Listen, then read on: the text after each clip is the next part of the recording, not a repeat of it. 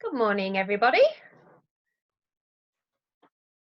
Morning, all. Welcome to our webinar this morning, hosted by Lynton Lasers.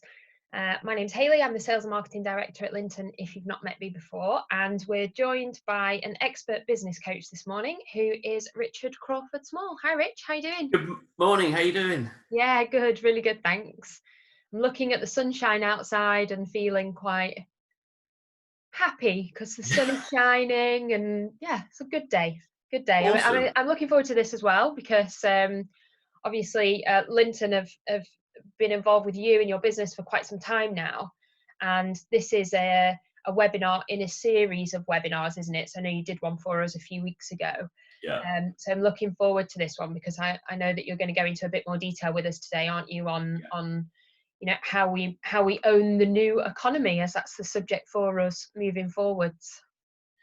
Yeah, it's a bit of a moving feast, isn't it? And things have happened a lot in the last sort of 12 weeks, obviously, and we have to kind of adapt to it. But I think things are starting to sort of settle down, and a pattern is starting to kind of emerge. So it's a great time to really start to think about where we are, where we're going, but then also how we're going to get there. No one has a crystal ball, but what we can do is use kind of, the past is a great predictor of the future, previous experiences, and start the process of getting ourselves set for when, the businesses start open up again, but then also, what happens the last 6 months of this year, but then also 21, 22, 23, 24. Well, yeah, I mean, I think it feels like the right time now to start thinking about the rest of the year and next year, almost as though so far all the conversations that we've had have just been about the immediate future, but now is a really good time to take stock and think about, okay, well, how's the rest of the year going to play out, and what will 2021 look like? Yeah, there are defined phases to it, aren't there? And if you think about any kind of shock, that first part of it is almost like the acceptance, and then dealing with the immediate challenges. The immediate challenges were, well, how can I pay the mortgage? Can I, can we eat? What can we do? I can't work. I can't earn. What are we going to do? That settles down. Then you kind of find this sort of weird rhythm that you can't really just get into it. And then we come out the other side. And now we're at that point where we're starting to come out the other side. So, conversations I've been having with people who've been around, best use of the bounce back loan, for example, the how to take that and, do you use it to pay off sort of credit cards, or do you use that to build assets and, digital assets to help drive revenue in the future? I'm a massive fan of the latter. So it's great that these sort of opportunities have popped out of all of this. BBL has been a massive opportunity for people, small businesses, definitely, to use something to invest in the future and create something that will generate revenue over a longer period of time. The question is almost like, what do I build?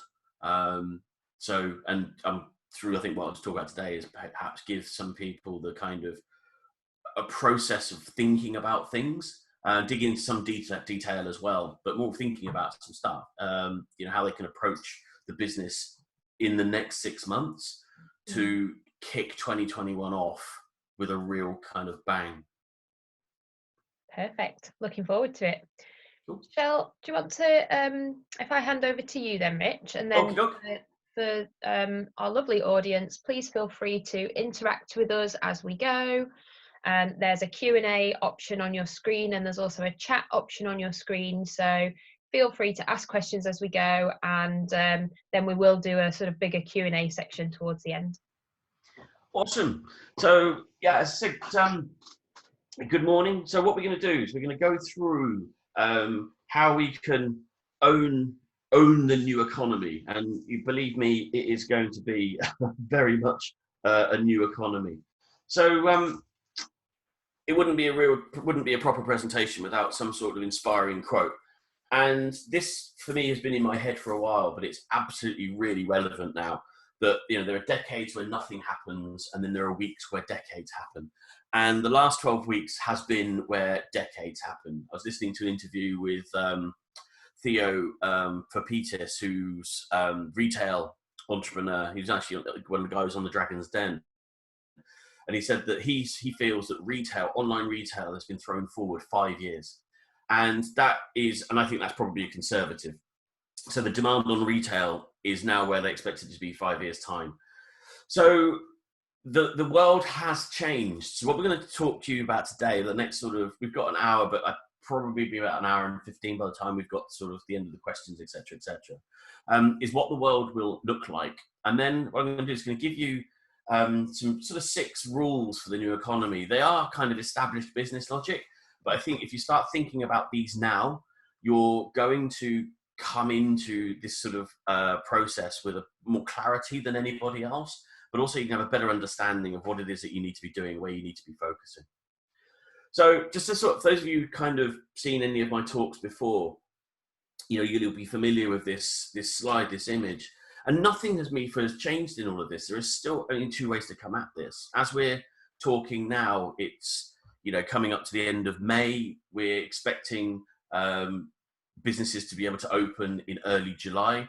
And we've got a month. You've still got time to, get everything together, start prepping from a, commercial point of view, but also, in clinic processes to make sure that when you are ready to go, that you're ahead of the game and that you're lean and focused. So if you've not been doing that before, I would say now is the time to kind of, start the mindset, thinking about what you're going to do and get on it. So a little bit about me. So I've been in the aesthetics market in the UK for 15 years, specialising basically in brand building businesses, consultancy for sales and marketing, and also, coaching and helping people to grow and develop. I have worked with many different technologies and different products and businesses, from a small independent startup right the way through to some of the largest businesses in the sector. I'm an author. I've published Changing Faces back in 2016, and I've just finished. Saying just finished. I'm now rewriting part of this book to take into account the new situation. So still hoping to have it out by the end of June, but fingers crossed. And I'm also the founder of Aesthetic Entrepreneurs. And what we do is essentially specialise in helping businesses to grow by working with and inspiring the entrepreneurs behind them. So straight in, what's just happened? Well, there's a massive, massive shock hit, bang, economic shock, cultural, and healthcare, not to say the word disaster, but, massive impact. And it's going to resonate for a while. It's going to create an environment that is unsuitable for certain types of business and certain types of process. And what we need to do is evolve as individuals, but also evolve as business owners. And now I think is a perfect time to start thinking about what that evolution is going to look like. Where are we going to end up in 3 years' time? And I always look at breaking things down into kind of 4 different categories. Your business, your clients, your own personal life, and your family. Because essentially, when as entrepreneurs, these are the things that all the touch points that we have: our business, our clients, our life, and our family. And throw it forward. And if we could throw 3 years into the future, what would it look like for each one of those groups?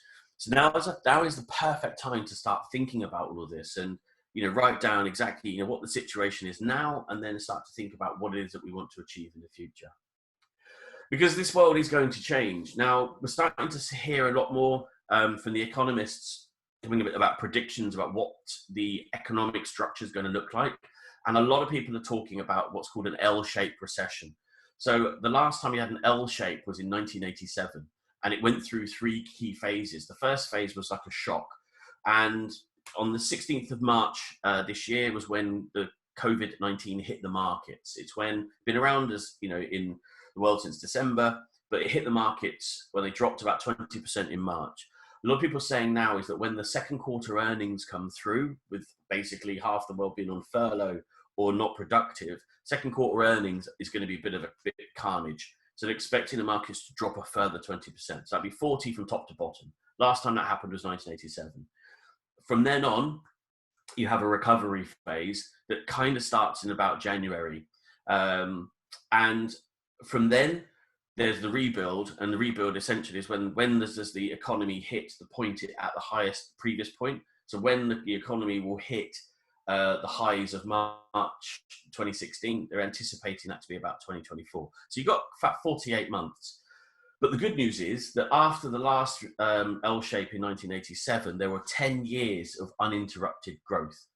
And if you consider the things that are happening with online and how, say, the retail sector has been thrown 5 years forward, there are opportunities still to take advantage of. So I think if we can get ourselves prepared over the next 6 months, mindset and lots of different things lined up, then you've got a great opportunity to essentially ride quite a wave that will take some of us through actually into retirement if we're clever.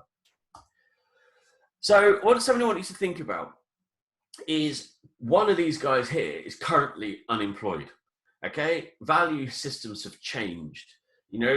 Every business is going to need a full-time cleaning staff, more or less. Or you're going to have to outsource all of this. My DPD delivery driver is literally, he's lost weight over the last 12 weeks. I've said this before, I was delivery number 105 on his round, and he was only like 2 o'clock in the afternoon one day. It's crazy. And obviously, medical professionals now have a higher value to society than, Cristiano Ronaldo. And this is the way it should be. So there are going to be winners and losers in the next sort of 6 to 8 months that will project forward. And what these do is they'll create a certain framework and rules, essentially, for how to be a winner. So if you are online, proactive, experience-focused, in looking for engagement and a leader, then as we go into the new economy, as we move through those gears, the shock, rebuild, and recover and rebuild process, you're going to be well placed to have a very, very strong foundation and a strong business. So there are 6 rules that you need to take into account for how to manage the new economy. And as I said before, some of these are just established business logic, they're common sense. Some of them need a little bit more thinking. So change your mindset, have an online offering, to outsource, be ruthless with your time, to be experience focused, seek engagement rather than just interaction, and be a leader. So what I'm going to do is go through each one of these in a bit of detail, and then when we get to the end of that, we'll have a pause for Q&A. If there are any really good questions in the meantime, I'll deal with them as we go.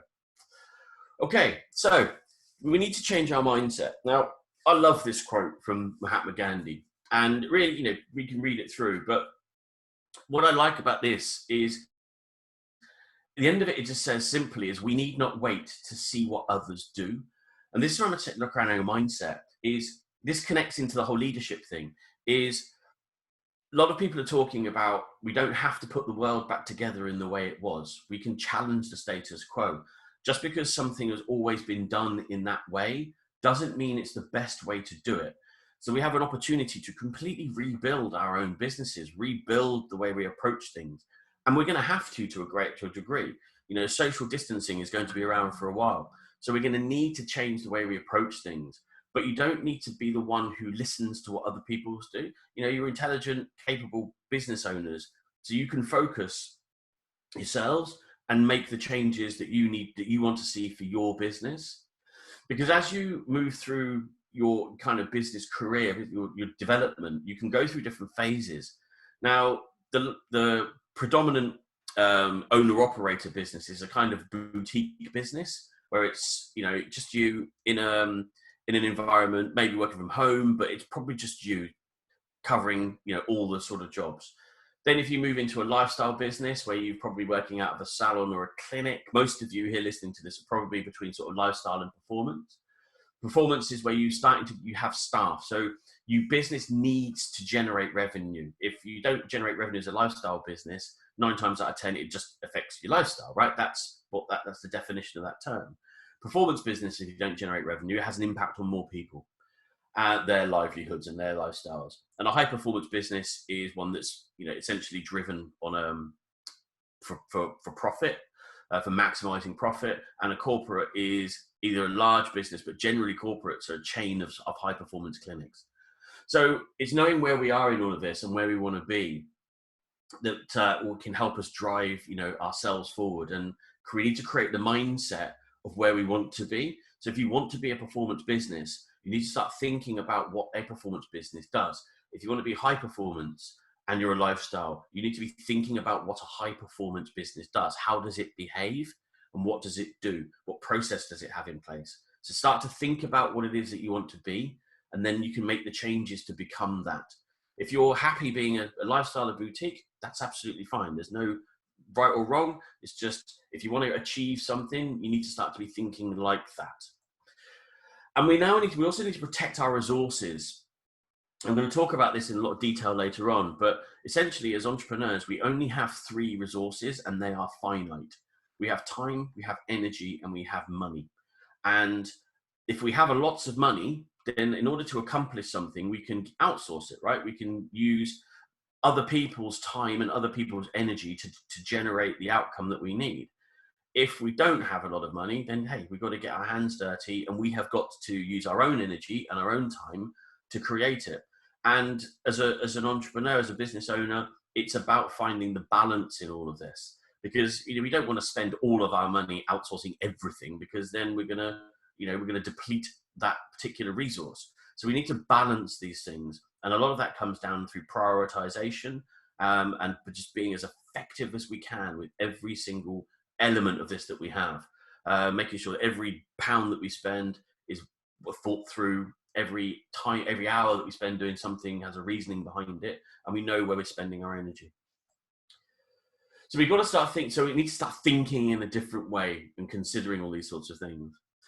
The next rule is to have an online offering. Now, I know this sounds obvious, but when I mean an online offering, I mean we need to get online. Now, if you consider what's happening in the world, retail, as I said, has been moved on, a fair old jump. And I've joked in the past that, if I look at my lockdown spending, it's like, days out, nothing. Clothes, 0. Entertainment, 0. Amazon and shopping, £17,356.47. The money we've spent has been basically what's been delivered, food and Amazon. So Amazon's stock price has gone through the roof, as you can imagine. French Connection, interesting quote from them, saying that they see online sales rising by 44%, but business won't be back to normal for some time. Business won't ever be back to normal. So French Connection need to have a little bit of a think about, they're not going to return as it was. It's going to stay as it is. And I'll give you some insight into why that is. And then finally, also Facebook, moving to an online shopping feature. So they're creating essentially what sort of Etsy stores on their platform. And what I can see is them connecting that with Facebook Live. So for example, if you're doing a Facebook Live and you're doing a product demo, you'll be able to connect that Facebook Live directly to a store that you've got on your Facebook platform for people to be able to click through and buy. It's essentially like QVC. I can see that being an incredibly powerful platform for small businesses. If you're selling things like skincare or small purchase price, online booking consultations, what kind of links that you can get through all of that. It's going to be really interesting to see. If you're doing a Facebook Live demo, but then link straight into a shop that then can connect you to a booking system, suddenly you've got another channel purely online. But if you're not there and you're not doing that, then you're not going to be able to take advantage of all of that. And people's attitudes are changing. This is why I think, French Connection need to be thinking about things in a different way. Is if you go onto, it's called Internet Retailer is the website, or you just Google Retail X, Consumer Confidence Tracker. This is a really, really good resource for you to use. I think it's something that you should kind of put on your research list every month. Every month I have a series of reports that I'll go and look at, and this is one of them. It's the Consumer Confidence Report. And what I'm looking for is changes in behavior and changes in trend. And in March, they did a study saying, hey, after the health issue is over, will I go back to what I was doing before, or will I change my behavior? And in March, 24% of people said that they'll carry on as they were. So basically 67% said that they will just go back to what they were doing before. So back into the shops, back into the high street. We throw that forward to May, and there's been a dramatic shift in attitude. So it's now just under half will we go back as they were before? 43% are now going to carry on shopping as they are. We are in that 43%. I'm a guy who, you know, with a family who's got quite used to not going to Sainsbury's, right? Dragging 4 kids around a supermarket is not a fun thing to do. So Sainsbury's bringing the food here, fantastic. That's one of the changes that we'll make. I'm not alone. So that aspect has changed. But what else is going to change? You know, what other attitudes are it? People's connection between the manufacturers of products. You know, people are buying things direct from manufacturer and having them delivered, and cutting out the retail market entirely. This is, as I said earlier, your mindset has to change. Doesn't, just because it's the way it's always been done, doesn't mean it's the best way. So trust, for that all to work, trust has to become more of a currency. And it is. If you think about how, again, how the markets are structured, trust is the currency. You know, your credit rating is a demonstration of your trust, you know, the market's trust in your ability to pay that money back. So trust is a currency. And the things that build that are likability, authority, and credibility. Those are the 3 kind of building blocks to develop trust. If you can display likability, you can display your authority and your credibility, then you'll build trust quite quickly.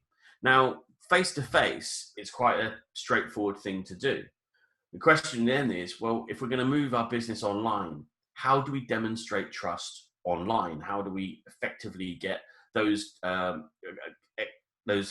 qualities of likability, authority, and credibility across to our audience? Well, the simple way is you create content. You create meaningful content.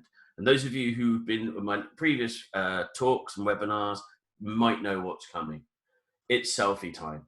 So now is your opportunity to demonstrate likability, credibility, and authority to your audience. And the way we're going to do it is this, is I'd like you to get your phone, take it out, take a selfie, and then post that selfie on, let's say, Instagram. Yeah, let's use Instagram. Post a selfie on Instagram, and I want you to use those 2 hashtags. RCS is a legend, and we use Lynton. Those are the 2 hashtags you use. And I'll give you a minute just to kind of copy those hashtags down, but definitely do this, because this is the step towards you demonstrating trust online, okay? Because if your audience are listening to you and they're watching you through Instagram, they're going to see you taking a selfie of being educated and involved in a process with one of your key suppliers, and that demonstrates all of those things. Likability, because you're doing a selfie with a great thumbs up and a funny face. You've got credibility, because you're learning and you're demonstrating your commitment to knowledge, and authority, because you're working with, you know, key partners in all of this. So do that. And the reason, and I'll give you a gift, okay? So what Hayley's going to do is we'll be looking at Instagram. The team's going to be there looking for those hashtags, and we're going to randomly choose someone who's put both those hashtags in, and I'm going to send you a signed copy of the book, personalized copy of Changing Faces. I'll put it in the post on my postal run. Well, at 2:00, it will go in the post to you. So take the selfie. RCS is a legend. We use Lynton, the 2 hashtags, and you'll get a copy of the book. So take the steps. Don't just, you know, talk about this. Demonstrate likability, authority, credibility to your audience. Told you these are interactive sessions. Okay. Outsourcing. This is this 3rd key rule. People waste too much of the resource of time doing things that are not productive. And one of the things that I do with my clients, but also through all of the programs that we do, is we work through and teach you how to outsource. We teach you how to analyze that ratio, the balance of time, energy, and money. And the 4 kind of tools that I use in all of this are called the List of Life, the Eisenhower Matrix, Evernote, and Upwork. So the List of Life is a really, really straightforward one, okay? You just do, some might call it a brain dump. I call it the List of Life. Now, all you do is you just think about everything that you've got going on. Now, you go back to the categories that I talked about earlier, the kind of 4 major categories of your business, your clients, your life, and your family. You can break it down into this. So if you did this once a week, you would immediately become more productive. And just take a blank A4 sheet of paper, 4 sheets of paper, write family on top of one, clients on top of one, life on top of one, and business on the other one. And then write down a full list of all of the stuff that you've got coming up that week, everything that you've got to do. Just do a massive brain dump, get it all out of your head. And as soon as you do that, you'll immediately feel better. You'll have more clarity. And then once you've done that brain dump, then we move into the second phase, which is the Eisenhower matrix. So we want to be maximizing these. And I use an Eisenhower matrix. Now, I'm not a natural planner. None of this comes naturally to me, which is why I have to make an effort to do this. I have a conscious effort to do this. So if you're listening to this thinking, crikey, I don't know how this works, then, this is why I do it, because I have to focus on this. And when I break things down into the Eisenhower matrix, so Dwight D. Eisenhower was the commander of the Allied forces in 1944, D-Day. And he became the US president after that. And he was credited with creating this framework for prioritization. So essentially we have 4 quadrants, and each quadrant we put tasks. So we've done our list of life. And when you've done your list of life, what I do then in a different color pen is I go through it and I write number 1 next to everything that requires me to do, that I'm the only person who can do that, and it needs to be done now. So I'm focused. And it's important that you're the only one in the world who can do this, and it needs to be done now. Write number 1 next to that. So you could use a green pen for references. And then in a blue pen, you write, I'm the only one in the world who can do this, but it doesn't need to be done now. I can schedule it in.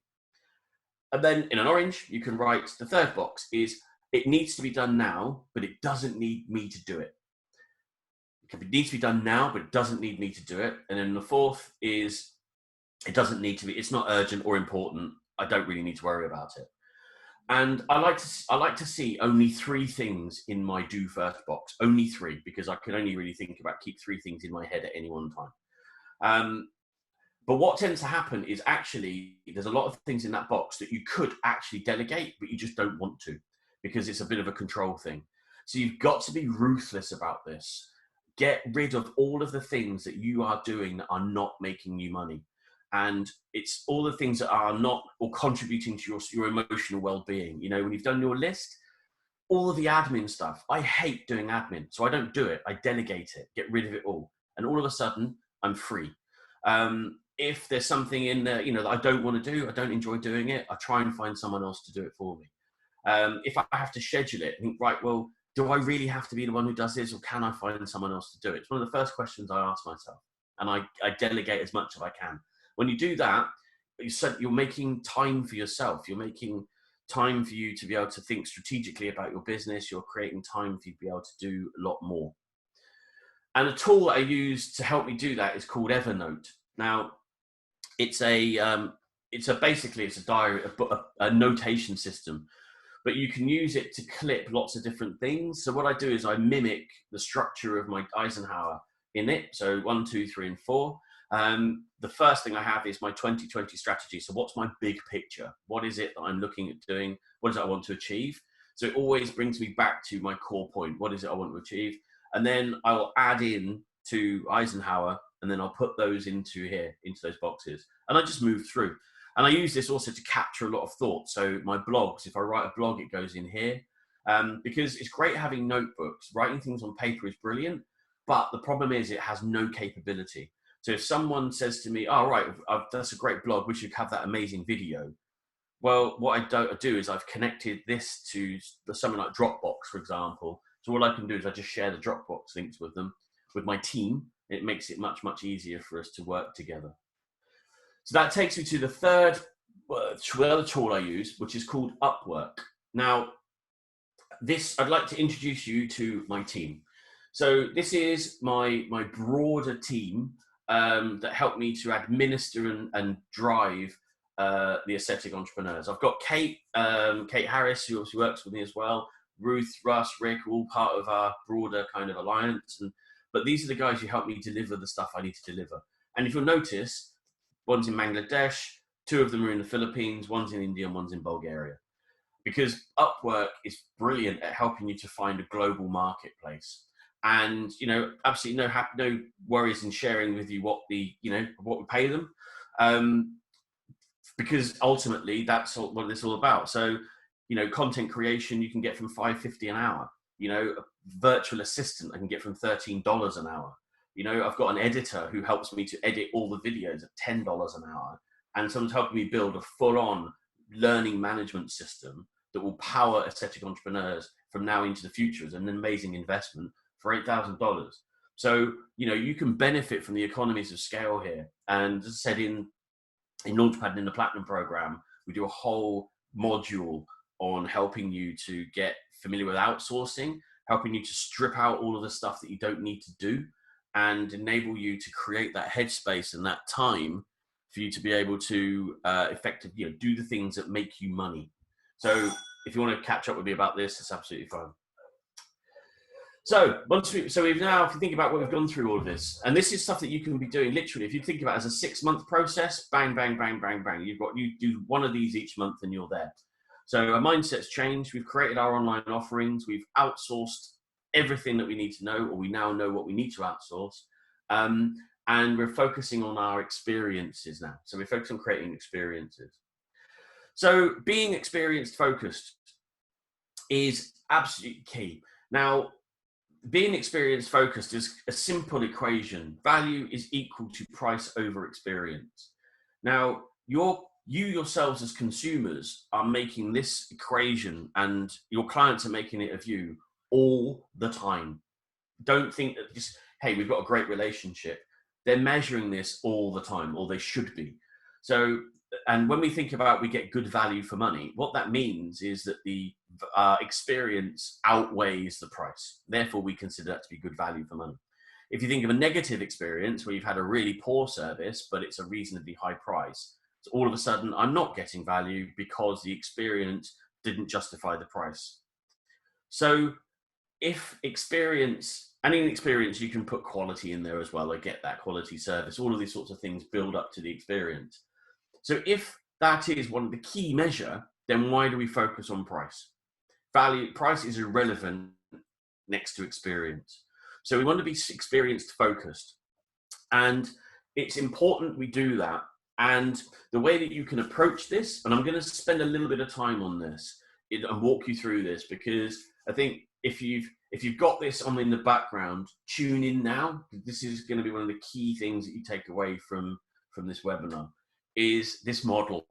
And this is a model that we use with all the clients to create a framework that enables you to deliver an experience at every single stage. So as you can see, we've got 4 kind of buckets: gifts, entry level, bread and butter, and upsell. Now, when we talk about gifts, the gift it's to capture attention. So when I ask people, say, what's the gift? What is it you give away to your clients? Generally, a lot of people go, yeah, it's consultation. Consultation is not a gift. Consultation is your entry level service. A gift is the gift of education, of honesty, of insight, of experience. It's to capture the attention of a prospective client, but it's also there for you to capture data. So you want data at this point. So you could say this, for example, this is a gift from Lynton and myself to you. So it's a gift of insight, education, honesty, and experience. It adds to the value. So you're getting this gift. And then from your clients, think about, okay, well, what is it that you currently give away? Now, the gifts, for me, it's content. You're looking in an increasingly online world. The gift is going to be delivered increasingly through content. Another gift I give away is t-shirts, a book. So, someone here who gives me, raises their hand and puts the hashtags in, is going to get the gift of a book. Someone who is really kind of brave in Launchpad or something like that will probably get a t-shirt sent to them. But generally, the gift to give is video, content, etc., insight, experience. And then that leads them through your journey. So we're now at entry level, and the entry level is about creating that trust. It's about that likability, credibility, authority. But now what we're going to give them is something that's small, i.e. it's easily to digest, highly effective, and easy. And that's your consultation. So the consultation is the entry level. And as we're looking at more, again, increasingly digital world, that's going to be delivered through online. So it's got to be slick, well thought through, taking them on a journey with assets that you can deliver. So you're writing notes down, and it'd be great at the end of that consultation for them to be able to receive an email straight in with the notes of the consultation. When I do them, one of the things I do is I do it through Zoom and we'll record it. So at the end of the conversation or consultation, I email it to them, and they've got that to go refer back to. And I charge for the consultations. You should charge as well. It's an entry-level product or service. And then once they've had that entry-level product or service, then we move on to bread and butter. So for a lot of you, your bread and butter with lasers is hair removal. And I think it's a common misconception that you kind of generate large amounts of profit from your bread and butter treatments. You don't. They cover your costs, and that includes your salary. So once you put all your costs together of the business, then your bread and butter treatments, that's, a little more, it's repeatable. It's a kind of almost like people say, running a business is boring, because it is, that's the point where you're just delivering this over and over again, but it covers your costs because you're doing the right things, and it's kind of repetitive. But the exciting part and the fun part comes when you get into be able to deliver upsell. So you can be massively creative about what kind of products and procedures that you put together, your special sauces. They're bigger, they're more difficult to do, they're on retainers, but they're highly profitable because you've built this foundation all the way up, that you're not worrying about having to do mass big ticket items to basically cover the wage bill. So when you look at this as a process, this is the journey that every single client should go on. So they come in, they take one of your gifts, they listen to you, we build trust and engagement. They're essentially pre-sold. They come in, they have the consultation, they pay for the consultation, because when you're charging at that point, it sets a precedent. If you charge after your consultation, you've only really got 2 stages you can charge for. Charge for the consultation, and you can charge at 3 stages. And it demonstrates value as well. A good business mentor of mine said, charge for what others give away. Mostly agree with him. So move through that, hit your bread and butter, take all of that on board, it's all great. And then over time, you move them into an upsell. So that's the journey. That's what you need to be experience focused. And the way you move through it, it's all about the stories that you tell. So if you tell average stories, you literally maintain your business. If you tell average stories, you'll probably kind of sit. It's possible to cover your costs, but the upsell is around telling epic stories. So things like around the commoditization process, materials, all that kind of stuff. They're the stories that everybody can tell. So everybody can tell the same story about, the core component in a laser, for example. Everybody can tell the same story about the product itself. And everybody can tell the same story about the way it removes hair. Okay, so looking at a very base level. Those are the stories that everybody can tell. And that's generally where people stop, is at point number 3. But what I love to do is get people to move over the barrier of apathy. Now, why is it the barrier of apathy? Is because that's where you need to invest time, energy, and money to move over to learn and develop the stories that help you achieve market leadership. And those are the stories about the experience, about what you do and how it makes people feel. They're the stories about you and your experiences and why you got into this and why you do what you do. Those are the stories that are unique to you. And when you tell those stories, your business comes alive. And that's where the upsell happens. It's because you're just building insane amounts of trust with people. When you just talk about, the same old things, it doesn't work. The stories that you should be telling about your relationship with Lynton, about how they've empowered you, about how that has happened and that's helped and developed, the impact that the machine has had on your business is a great story to tell. And that's much more engaging than just lots and lots of stories about what it actually does. I'm not saying that you shouldn't talk about that. What I'm saying is that you shouldn't talk exclusively about stories 2 and 3, and you should be talking more about 4 and 5, and 1 maybe every now and again, but it's the one that most people are least interested in. So that leads us on to, when we're telling these stories, then it's about engagement, seeking engagement. And when we put out content, we want it to work.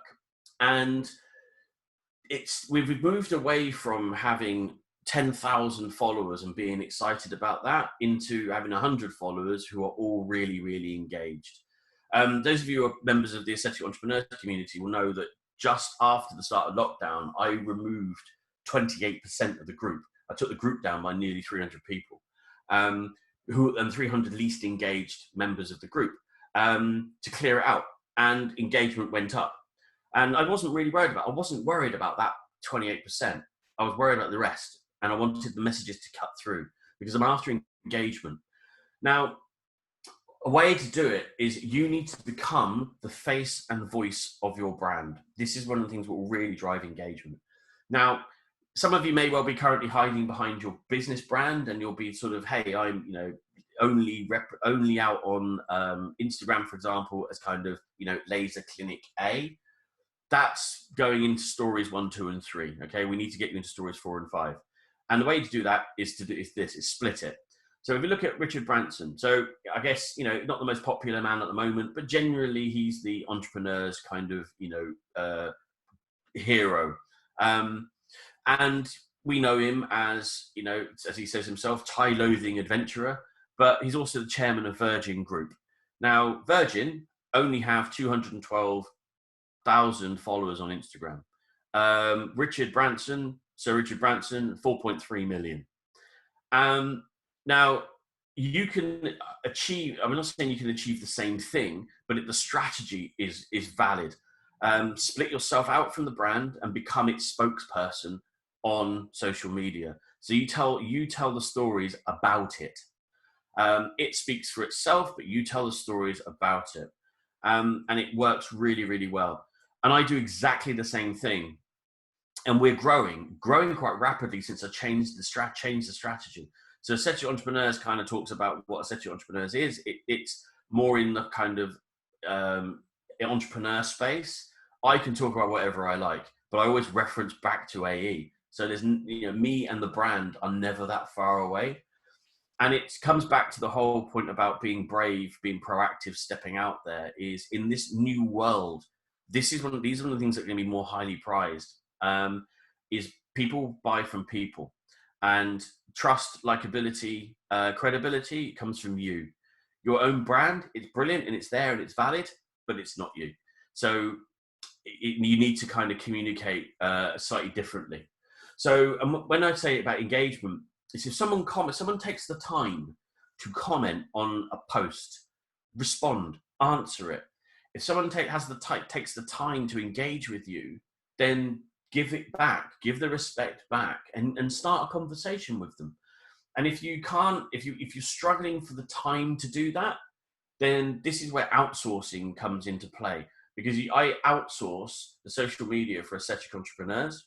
I still own the social media for my own brand, for RCS. That's me. I do it all. And yes, it's time consuming, but it's my voice. For AE, it's happy you can outsource it. And doing all of these things has a direct impact on your business. Okay, so we're looking to the future. So we're looking at, let's say we've done all of these things. What can I kind of expect to happen? Well, one of the things you can expect to happen is you're contributing to the growth of your business. So this is how a business is valued. And there's an equation, which is V equals P times M, which is value is equal to profit times the multiple.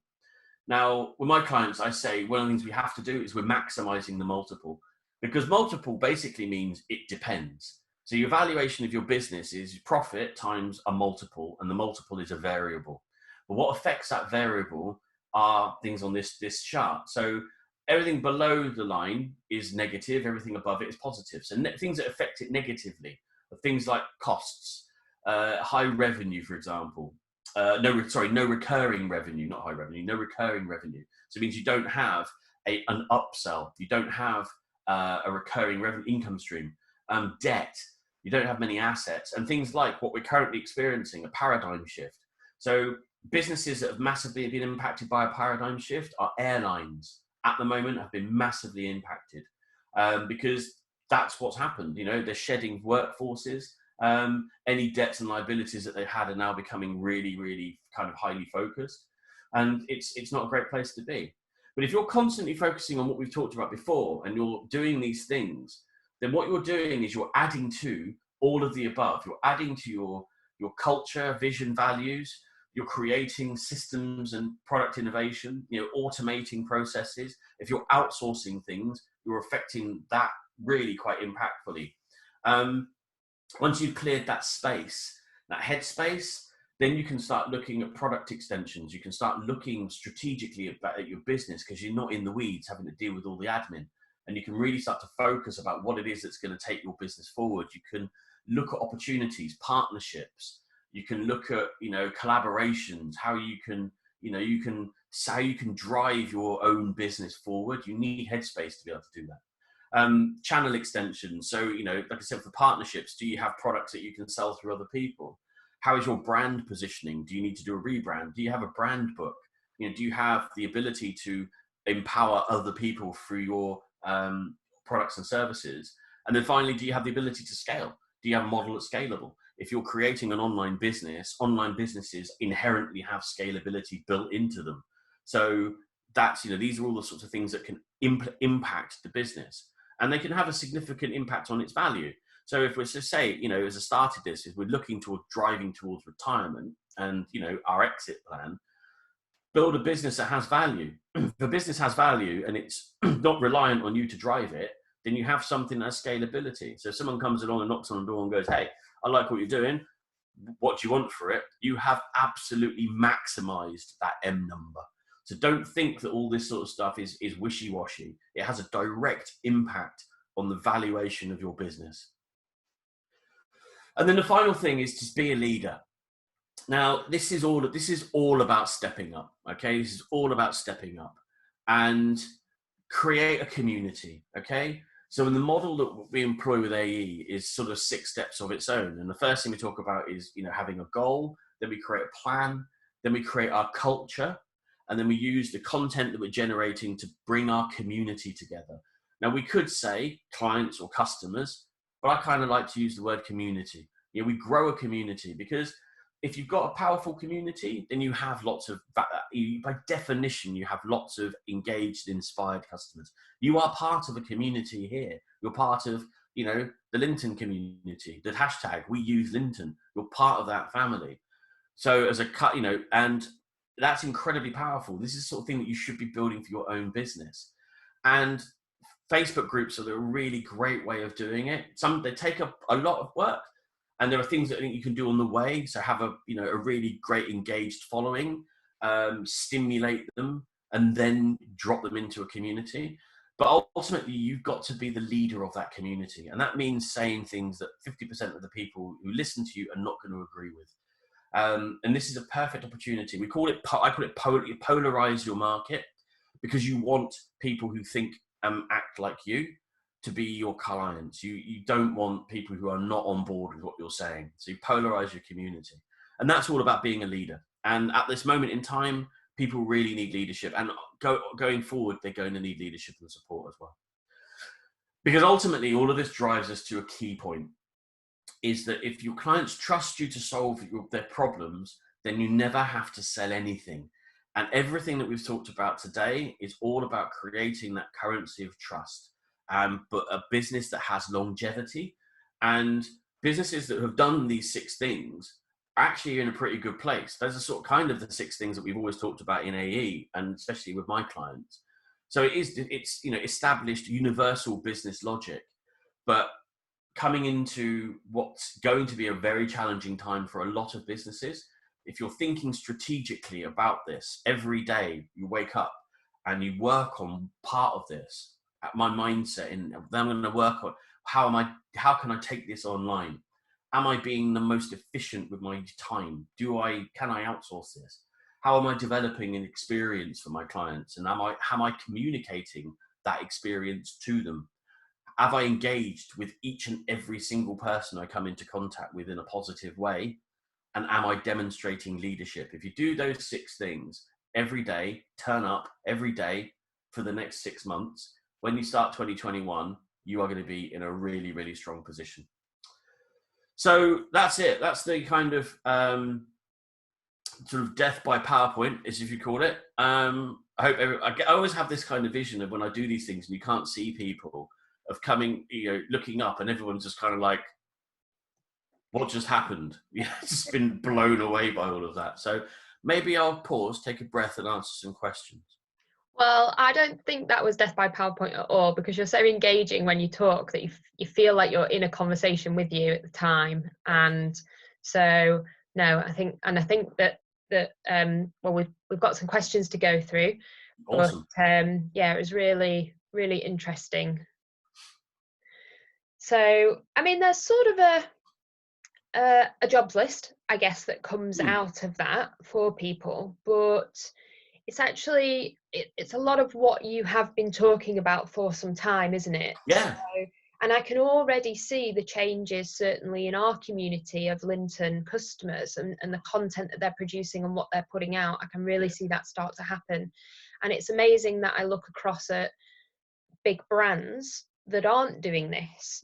And so I guess just to sort of take a moment to say, the fact that you're in this room, that you're watching this webinar, that you're engaging with Rich, it's a really good thing. You're already, on that, at the forefront of being this, entrepreneur, I guess, for moving forwards. Yeah. It's almost say you don't have to change the message too often. It's like you said, it's universal logic, and there are business quotes that that I think of, and business logic that comes from turn of the century, 19th century. There's look at the sort of Dale Carnegie and Warren Buffett and all these sorts of people who are still highly respected as business leaders and great wisdom. The stuff they're talking about is ancient, but it's still valid. And we are, history is always a great predictor of the future. And as I say, we go back to look at 1987 and what happened there. And a lot of people are saying, well, look, this seems to be following the same sort of trend. Then we know what worked, and we know what kind of comes out of all of that, and how it kind of manifests itself. There's a massive shock. A lot of businesses suddenly aren't suited to it. So things I touched on, like airlines, for example. So are global airlines going to go back to the way they were? BA suffering massively, Virgin suffering massively. All of them have got to change their business model. So, but what's that going to look like? Someone's got to be brave, recreate the model, and put it out there. Otherwise, their sector will never return to the way it was. This is, it's a watershed for a lot of industries like that. But with sort of, regard to sort of ours, the bar's not that high. It's really not. And I encourage you to do this, is go and have a look at your competitors' social media. I don't say go look over the fence that often, but now's kind of quite a good time to do it and look at what they're saying. And I will bet my bottom dollar that if you looked at boxes 1, 2, and 3, and you looked at what they were communicating, you'd be able to put it in those 3 boxes. And there's very, very little that goes in 5 and 6. Sorry, 4 and 5. But those are the ones that people click with. So the more you talk about that, the easier this becomes. And it's great that you're seeing the changes with your customers. I am as well, actually, across the board. So we're changing an industry. Who thought that would happen? Brilliant. So a part of that, and what one of our questions relates to, is the idea of having your business profile and then your personal profile. So there are challenges that come along with that, aren't there? So could you tell us a bit more about how you should split your time, because producing content for one and then producing content for the other, is it always totally different? Can you double up on the content? Because you're now a single business owner, they're expert in running the aesthetic clinic, they may be outsourcing some of their social media. So how do they then launch their own personal profile, and how do they manage that from a time perspective alongside the business profile? It's a great question, and I think the simple answer is, this is just my view. I think lots of people will maybe agree, some will disagree. That's just the way it is. This is how it's worked for me. It's easier to outsource the tone of your business than it is you. So I've never really entertained at this stage outsourcing my own personal social media, so my own Instagram, for example, or Facebook.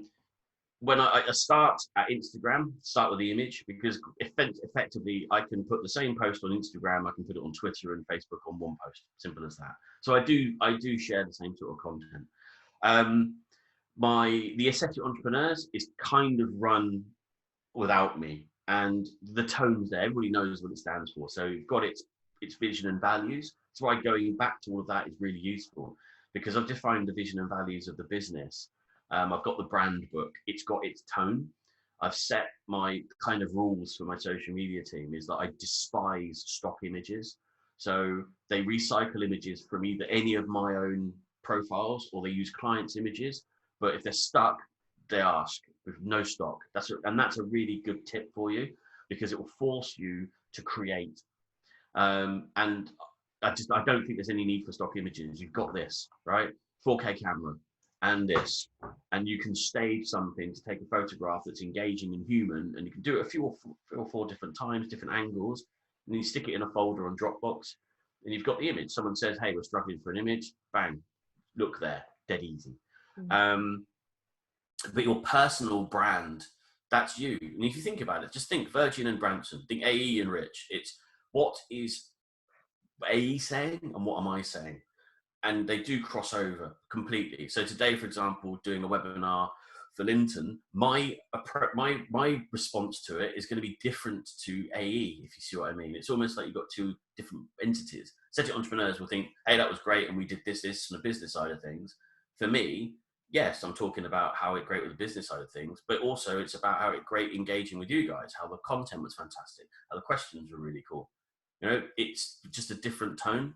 So don't overthink it. Just sort of think, I can set the tone and the sort of values for the business and almost leave that to be run, course correct it every now and again, because it's essentially an informational page, but the human part of it, that's you. And we have a question from the audience just regarding whether you keep your personal Instagram profile private, so people have to follow you to see the content. No, I leave it open. I'm not the most private of people on social media. Whether you kind of agree with that or disagree, it's your own personal choice. For me, it's kind of what you see is what you get. Part of my background is, I guess, being from sort of the Navy onwards, is I've always kind of lived my career, if you like. It's part of my DNA. So as an entrepreneur, I accept that.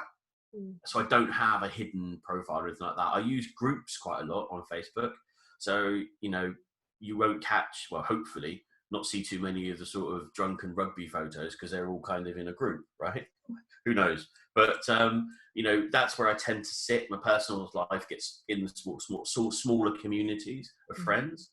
But I'm reasonably cautious about what I share. We're comfortable about sharing some of the family stuff, but my son has said quite categorically that he doesn't want to be in any of the photos, and we respect that. So I guess it's down to your own personal view. I don't get people to ask me to follow, but I can see the benefit of doing that.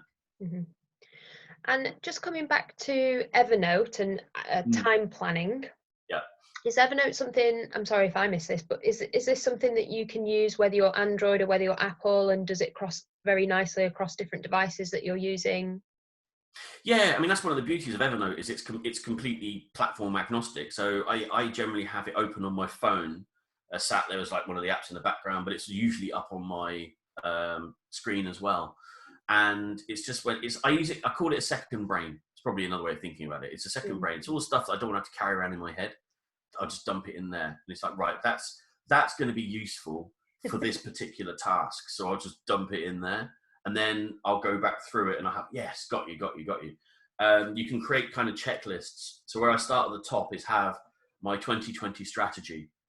That kind of got blown apart really early on this year, to be fair. It's like it goes in the list of my wall planner of being like the most useless things I did, but we revised it and changed it, and I brought the things that I was going to do later in the year now. So the digitalization of the whole business I was going to do later in the year, we did it now.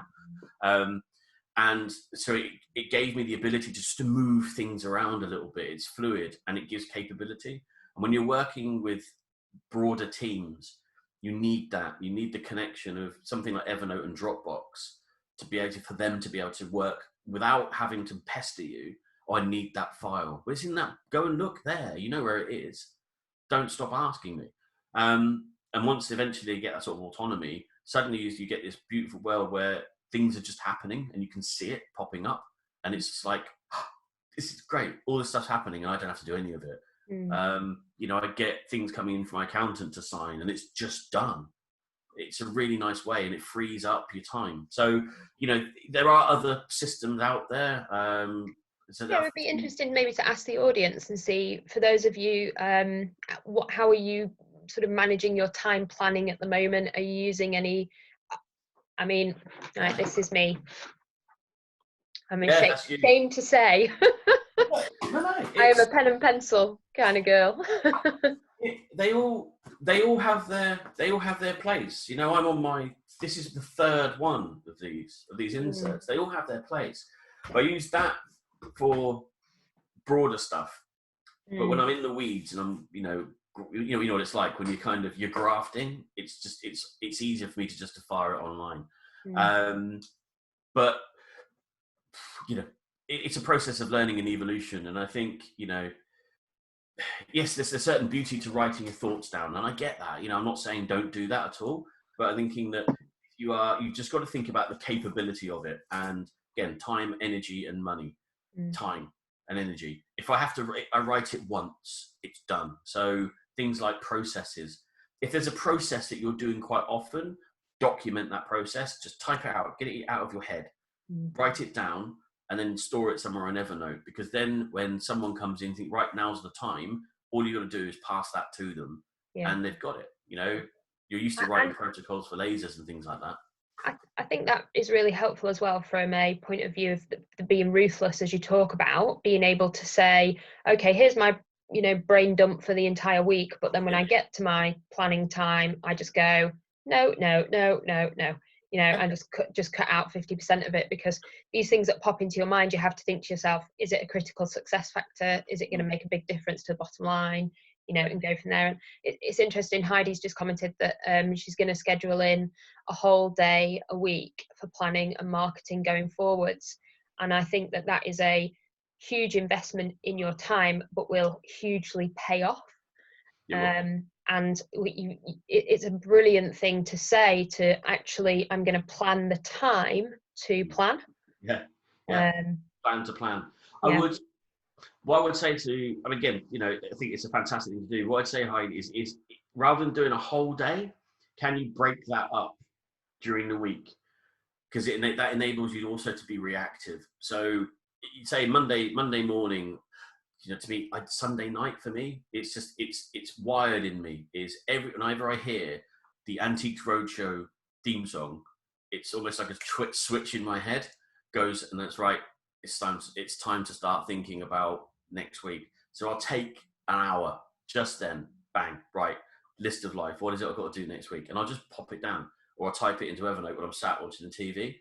That's it. That's that hour done. I don't have to worry about it now. So when I turn up on Monday, start at about 11. Okay, I'm self-employed. I can do what I like. Then I've got it. And it's like, right, this is what we're doing for a week. And then I'm in and switched on. And then it's about mapping it for Monday morning. And then on Wednesday afternoon, I'll probably do another short kind of session about, right, where are we? What's happening? Have I there or not? And on Friday, I'll do the same thing. And then Sunday, it starts again. It's just a bit of discipline. And this is, oh, by the way, I'm coming from a person who is not disciplined. Don't think that this comes naturally to me. It really doesn't. I have to constantly stop myself from drifting off and doing other stuff. And the reason I know that, because it's not worked for me in the past. So that focus, consistency, and discipline, unfortunately, that's just what we have to do, right? It's the entrepreneur's curse of loads of ideas, but very poor focus. So we've got to work on one thing, and that's that.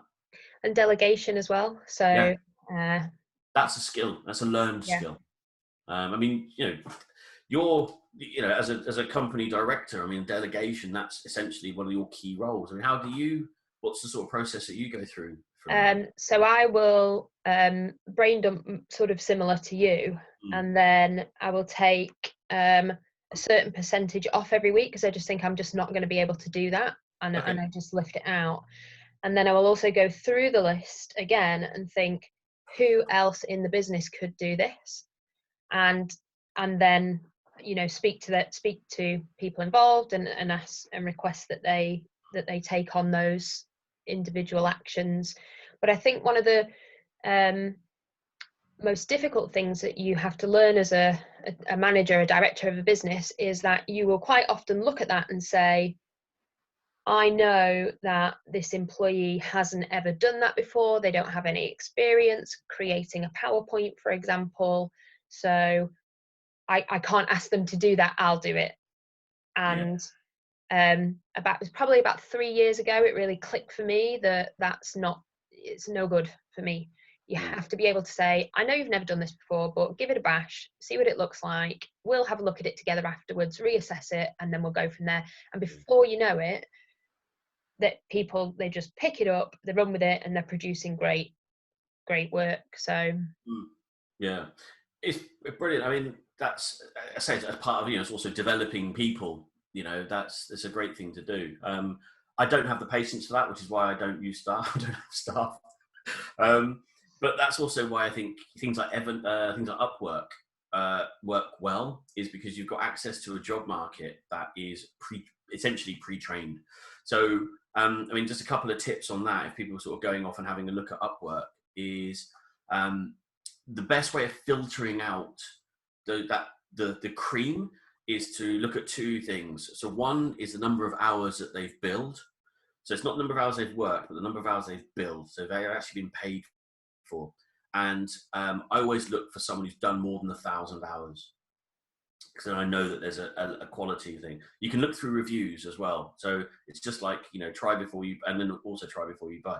So look at number of hours, look at the amount of money that they've been paid. So obviously if they're relatively high, perfect. You know, you've got someone who's, you know, doing the job.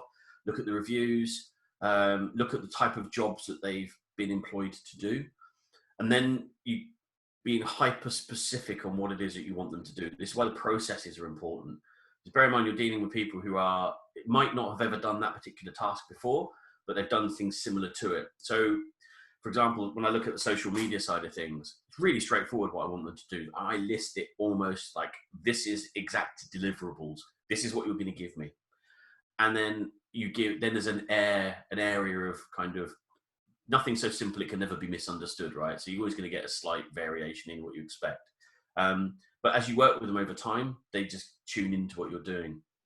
But that initial kind of selection phase, don't get tempted by the low hourly rate. Look at, you know, what people are getting paid, and take that as an average. Be quite specific on what it is you want initially, and then test them. Give them a small project to do first. Give it to a few different people. See which one comes back as the best. That's when you go with. Yeah, good tip, definitely. And your other tips are being taken up. I can see that someone's just downloaded Evernote. Lucy's just downloaded Evernote. And Tej is just saying that List of Life was a great tip. So keep them coming. Yeah, I mean, things like that. This is, you know, from just, you know, learning. I think, you know, and other people. So the List of Life was a great tip from a former boss of mine. She was the one of the strategic directors at Allergan. And she could see that, you know, she was struggling with getting, you know, things, prioritizing things. So lots of amazing, actually, funny enough, Heather, she was the one, she almost practically fired me, actually. So you're never going to get what you want here. You need to go and work for yourself. So she kind of gave me that big push out the door. But it was to help me clear my mind of fog. And lots of things hitting at one time was just to write it down. It's such a simple thing that you think, but the act of actually typing it or actually writing it down just pulls it out of your head. So is a really, really good thing. And then someone else has mentioned about the Eisenhower matrix. Again, these are simple things, but just prioritizing it, it just helps you to see it. And the funny thing is a lot of the stuff that you write down, you won't do it because it's so important to you. But when you actually filter out the 3 things that are really important to you in your business, rest of it just kind of pales into insignificance a little bit. And it just frees you up to do a lot of other things. Fun stuff. I can vouch for that. I don't think I've ever had an empty jobs list in the last 10 years. Yeah, but it's, you know, but once you get to that jobs list, you look at it and think, right, you know, I'm going to do these 3 things, and I've actually got all of that stuff is being done by someone else, or it doesn't matter. You know, it's a really nice place to be, I feel. So, Brilliant, thank you. Well, does anyone have any final questions for Rich then before we round up for today? And thank you again, everyone, for joining us so far. Let us know if there's any final things to cover. I need to have a look at the hashtags. We're going to see who gets a book sent to them.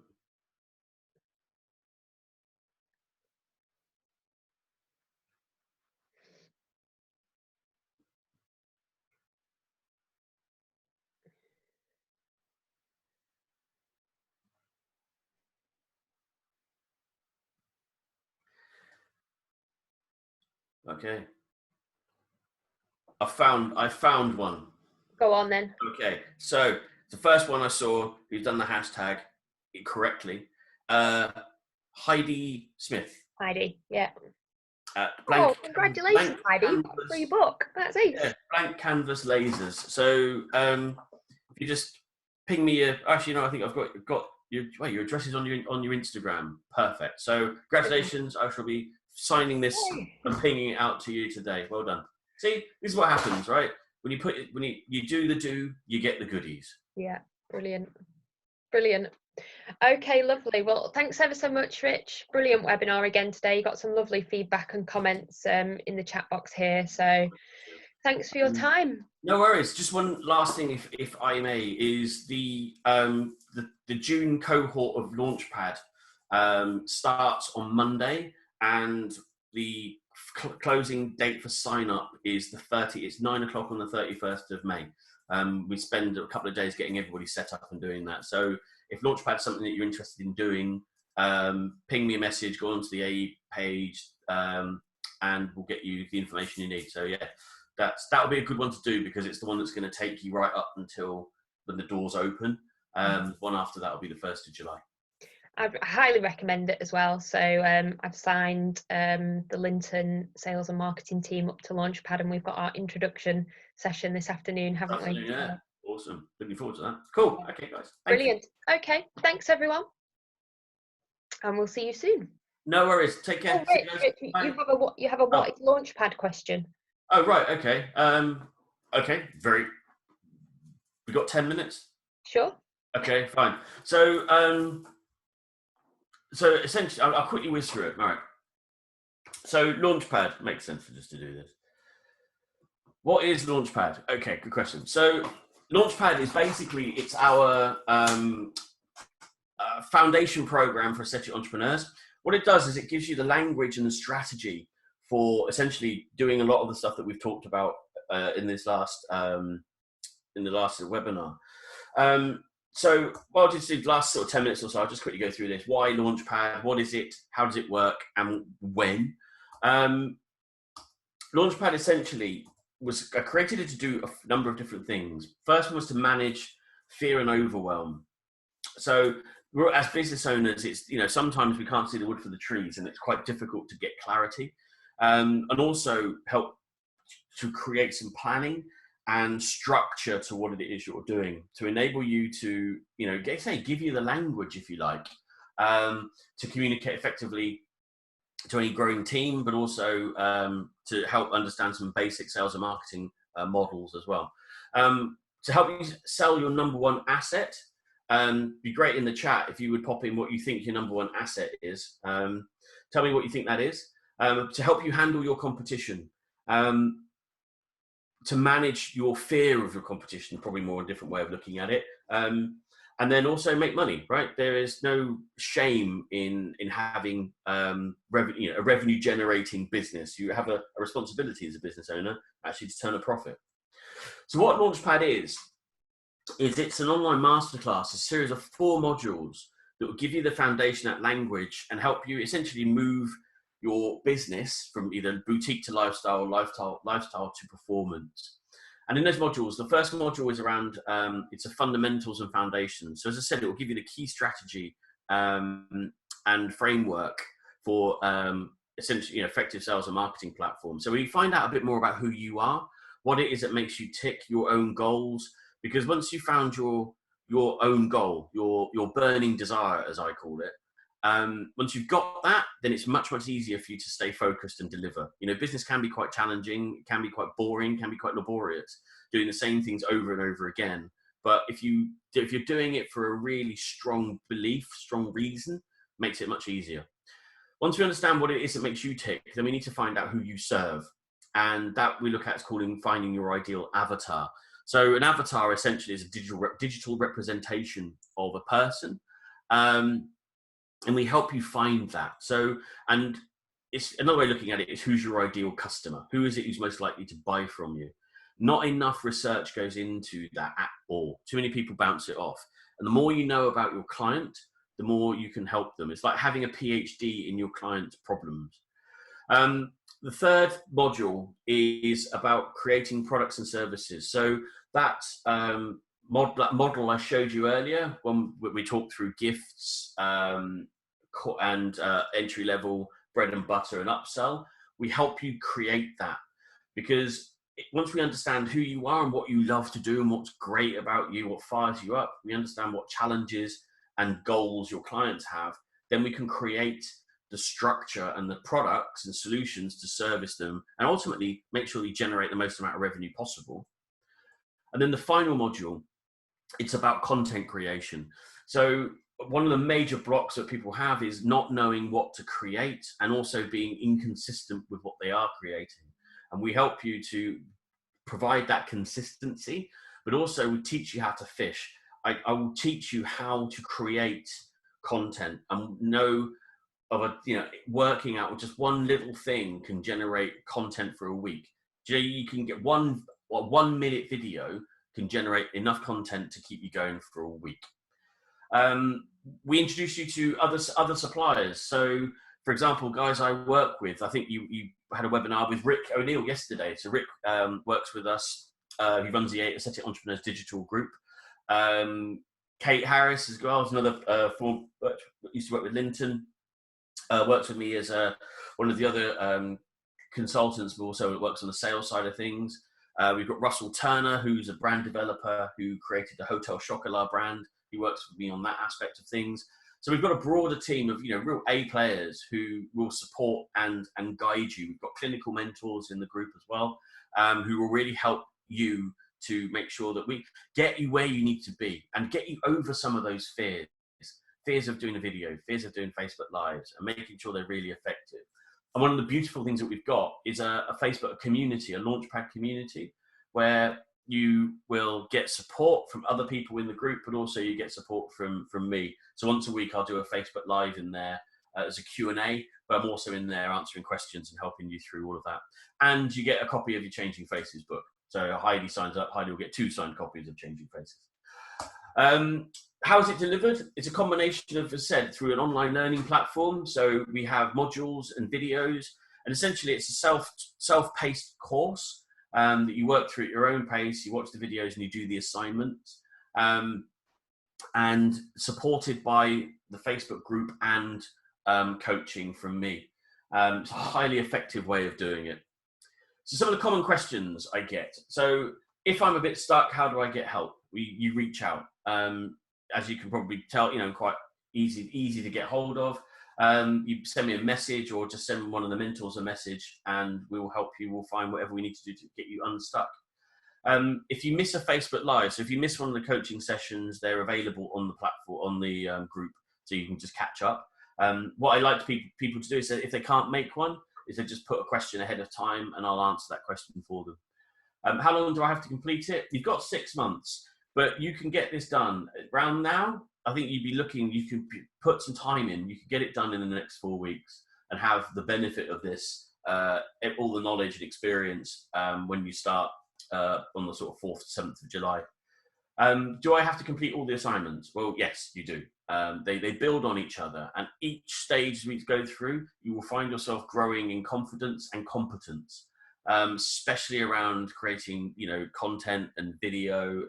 And if you go through it in stages, then you'll learn much quicker. What will happen if you skip to the end, and you'll just have to go back 2 modules. So just go through in sequence. What's a Brucey bonus? So as you can, well, I like to give gifts away for bravery. So, you know, Heidi has got one. That's a Brucey bonus. If you do things that, you know, benefit you, but if you do a Facebook Live, for example, and get over a fear, we give you a Brucey bonus. And generally what they are is kind of one-to-one coaching sessions with me, a bit of merch, you know, something like that will help you take a bigger step forward.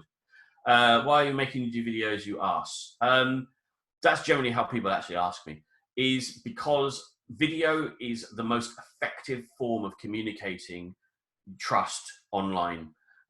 If you do a video, you can turn a video into multiple different types of content. So a video can become an image, a video can become a podcast, a video can become a blog, a video can become an interactive quiz. You know, a video can do lots of different things. And if we start with video, it makes everything much easier and much more productive. We get great results. We're really proud of Launchpad.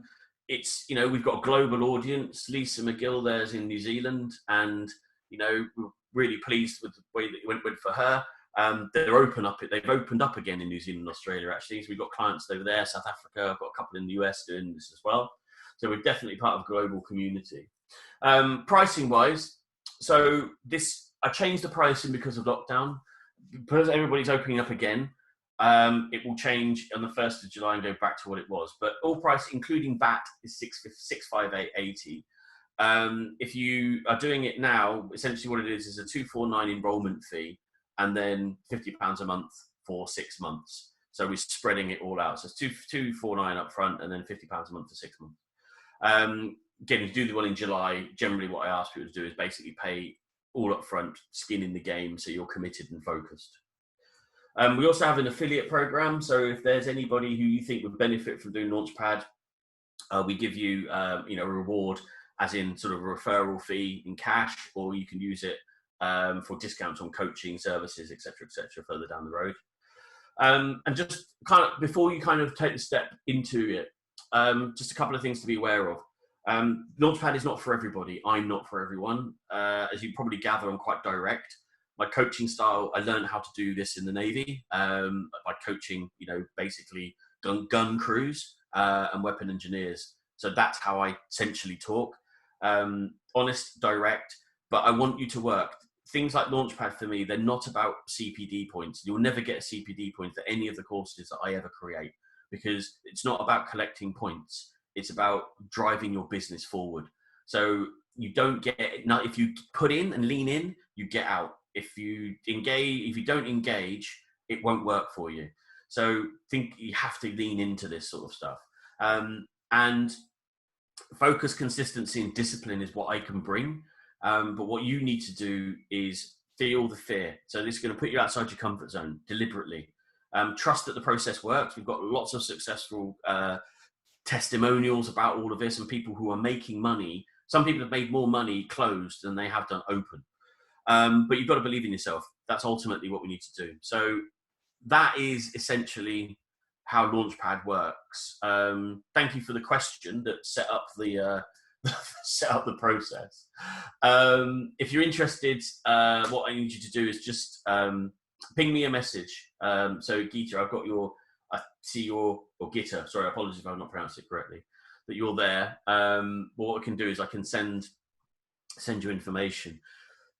And that's also made me think about the final thing we were going to talk about, which was the regional events. Regional events, yes. So we were considering actually we've been thinking about it for quite a long time at Lynton, and we often get requests we have a training academy in Cheshire, but we get requests to go out and do lots of training sort of around the country. So as part of the Aesthetic Entrepreneurs, we're going to be joining forces, aren't we? And delivering a series of regional events as soon as we can, really. Yeah, we're going on the road. We're going on the road. Going on the road. It's like, we're free. We're getting out of here. Let's go on the road. So I guess one of the things we can do is we'll sort of get a dip test of, you know, of where people want us to be. We've been sort of thinking about things like, you know, Exeter to the sort of southwest peninsula. we could go to the metropolitan centres, but I kind of really want to go where we're needed. Essentially, I know a lot of people don't get to travel. They're busy, don't get to travel into London, etc., etc. So, Yeah. I've done workshops in some really, really rubbish places. not going to say what they are, just in case someone's from that particular place or these places. Someone said London. I think London's a given, but it's always good to do to go where people want us to go to. Another question. With your experience in the aesthetics market, what's your prediction thought of the one go-to aesthetic procedure which will gain the fastest traction? Wow. That's a huge question. And a very, very difficult one to answer because it's not sort of evading it. It's just regionality plays a part in all of this, really. It's this and trend. I think for me, when I looking at that, is I wouldn't follow a fad. Hey, you've probably got I'm sure you've got insight in this as well. I wouldn't look at following a fad. I'd look at something that's just off the fly, my gut feel. Do you know what? It's things that are going to be quick, okay? Quick and effective. Not necessarily things that have, people going for like long, drawn out procedures. I think this initial phase is things going to be like speed. People are my gut feel, right? If that's what you want, my instinct is telling me that people are going to be just literally let out. So you've got a wave of initial treatments to do. So July, early part of August, you're probably going to be kind of bombed out with already people booked in for procedures. Then after that second wave, I think it's things that are quicker but at a lower price point. So that's what I'd be thinking about, is what gives, glowing skin, what gives the short-term, look, but it's not massively invasive. That's the sort of stuff I'd be thinking about. Things that are not going to take a lot of money out of people's pockets, deliver a quick but short burst of, glowing skin or something like that. What do you think, Hayley? I don't know if it will be that much different to before in terms of the ranking of the treatments, because I think that people will come out, and if they've had treatment before and a good result, they'll want that treatment. If they've developed a problem in lockdown, they'll want that treating. So if you look at what were the most popular treatments prior to COVID-19, then you'd be skin rejuvenation, so anti-aging procedures, typically number one, whether that's an injectable or whether it's a device-led form of rejuvenation. And then most aesthetic clinics, number two is laser hair removal, IPL hair removal.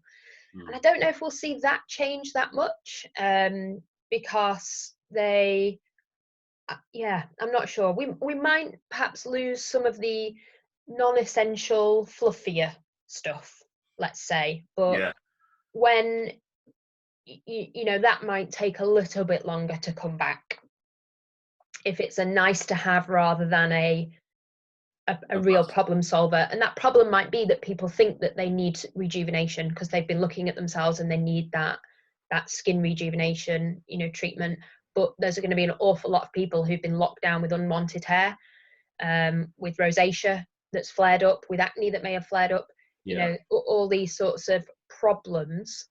I think in the category of problem solvers, that will remain a nice steady income, because the problem hasn't gone away. It's just that they've had to live with it in different ways over time. I think it will shift. It goes back to that kind of equation, as you say, value is price over experience, and it's the ones that haven't really delivered that are the ones, like you said, are going to kind of go by the wayside. You can influence it though, can't you? So if you're in your business, you think about what tools you have. So many of our customers, they don't utilize all of the aspects of the laser that they've got. You've got a laser that does hair removal. It might be able to also do skin rejuvenation, skin tightening, red veins, and so you can influence what that number one treatment is for you and what you want to sell by looking at the ones that give you the greatest profit margin and really focusing on those and pushing those out. So it's not completely out of your control, this. It's something that, I think you can influence quite heavily by your activity and your engagement with your audience. Definitely. So question for you, actually. 2008, with the economic, what do you call it, the credit crunch. Yeah. How did that affect, and obviously it affected businesses from one perspective, but from a client point of view, did you know, was there much of an impact in your businesses, in the clients' sort of treatment and things like that?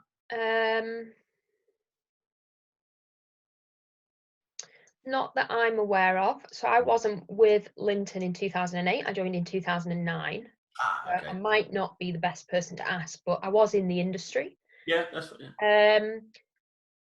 Was there nothing notable, to be honest with you? Same as what I've just said there, that your big hitters before the event were still the big hitters after the event as well. So That's the thing. rejuvenation and hair removal typically.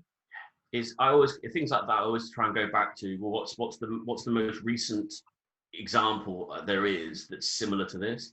Now, one thing to be aware of is, as I've sort of gone back through this data, is this industry essentially is so young that it's only had one recession. There's only been one, right? That's notable, and it literally made a small dent in it. Surgery disappeared, well, not disappeared, but it got hit quite hard. Non-surgical, non-invasive, all just carried on. It carried on. It's interesting to note, though, that I comment on the perspective from our customers and our clinics in 2008, but what I do know is that from the Lynton perspective, in terms of revenue, in 2008, when we had the world financial crisis, we were very resilient to that as a business. So we didn't, we held our ground. So we didn't actually experience a loss at that time. We didn't have a huge amount of growth, but we actually managed to hold the ground and get a small percentage of growth during that time. And I think that's a representation of the industry, so we continued to sell clinical devices, we continued to sell our services across that time. And that at that time you had a lot of bankers with a lot of disposable income that were spending money on aesthetics that, they were hit hard, weren't they? So I know Geeta's mentioned about she's in an oil area where there's going to be a huge drop in disposable income. So yeah, it's sort of similar, but it seemed as though aesthetics at least is a fairly resilient industry. It is very, very resilient. So we're quite pleased about that. And I think, to things like oil and using in an environment that deals with aviation, oil, etc., etc. Yeah. Yes, there is going to be a drop in disposable income. However, you have to bear in mind that that's happened before, and it's not had a dip. And the reason is generally because your clients are the ones who are in control of the household budget.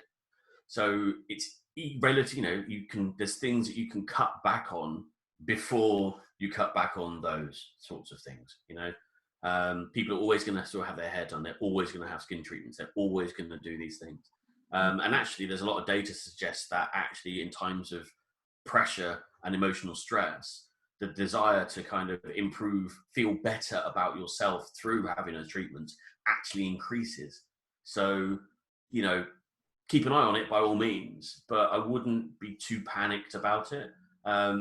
It's just kind of, again, a mindset aspect of it is it's unfortunate what's happening. We have to be aware of it because you're in that community, but you don't need to be thinking about, I've got to drop my prices and do all that sort of stuff yet. Well, actually, I mean, I'm probably, rather than a pricing of individual treatments, I would suggest that you look at your portfolio of treatments and look at the price variation. So one of the things that's always stood us incredibly well at Lynton is that we have varying price points. So we have different machines at different specifications with different prices. There's a reason we've got 4 different hair removal devices. One's entry-level model, very, very cost effective. One is a gold standard NHS sort of, extremely high-end hair removal device. Okay, so you've got these options for people. So it might be an opportunity to look at the treatments that you offer and just check in that you've got some options there. Have you got an option for the people that want to spend £50 and come in for 10 minutes? Have you got an option maybe all your options are a bit too low at the moment, and you ought to look at bringing in something that's actually going to be a big revenue generator for you. So maybe rather than look at the price of your items, look at the scope of them. And are there ways that you can make your machines that you already have deliver more? Are you maximizing the return on investment from all of the different things that you could do? You know, is there a treatment that you're offering at the moment for £200 that you could cut down to a 30-minute treatment and put it on at, you know, £100 or something like that for now? Perfect. Yeah. Sweat those assets. Yeah. Awesome. That's been brilliant. Thank you. Great questions. Really engaged group. Loved it. Lovely. Yeah. Brilliant. Okay. Thanks, everyone. Thanks again, Rich. Awesome. No problem. And yeah, speak to you all again soon. Speak to you all soon. All right. Thank you. Bye, everyone.